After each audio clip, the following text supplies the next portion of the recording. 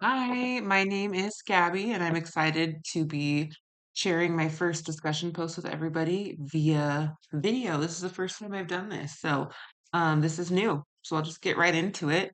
Advocacy is important in social work because people often interact in systems that can feel really confusing or overwhelming for the clients that they work with. Vulnerability can come from personal experiences or social conditions or rules that are practiced inside different institutions. These layers influence how much choice someone has and how easily they're able to move through these challenges. Social work is rooted in the idea that people deserve support, access, and the chance to participate in decisions that shape their own lives. That autonomy is so important. Their voice and choice is so important. And advocacy is one of the ways that we create that space. So there's a long history in social work of leading change, supporting diverse communities, and responding to issues that affect people that do face disadvantages. Social workers should value relationships, the social environment, and a thoughtful, values based approach to their practice. Advocacy grows out of those values and it encourages a focus on empowerment, resilience, and fairness. It's relational work. Social work happens alongside the people that we serve and the partners who help shape those outcomes. I currently work as an educator in a partial hospitalization program for adolescents. So I use advocacy every day in my work.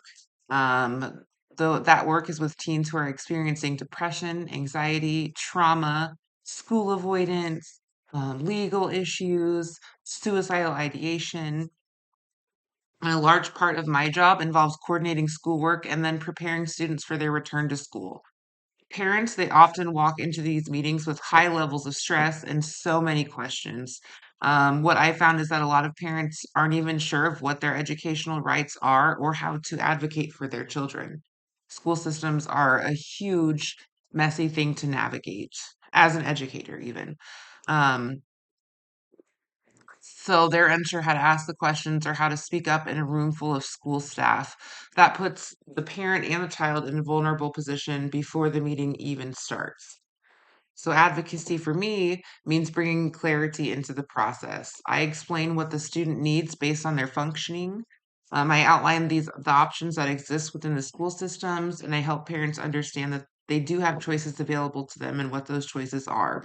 So, it helps them feel grounded enough to participate and be confident in the school meetings for their kids. Advocacy in those meetings keeps the focus on the student's well being and it helps the team build a plan that reflects the student's real needs. Now, in my internship experience, I was involved in similar patterns of advocacy. Families were navigating stress, uncertainty, and multiple systems at once. Advocacy in that role involved helping them understand information, strengthening communication, and reducing confusion. It created a sense of direction when everything felt really complicated. So, across my work and across my education, advocacy shows up as steady involvement, clear communication, relationship building, which is very important, and a commitment to support people that are facing difficult circumstances. It's a core part of social work and an expectation within the profession. Thank you so much for listening. I'm so interested in seeing how others approach advocacy in their work and what it looks like across different settings.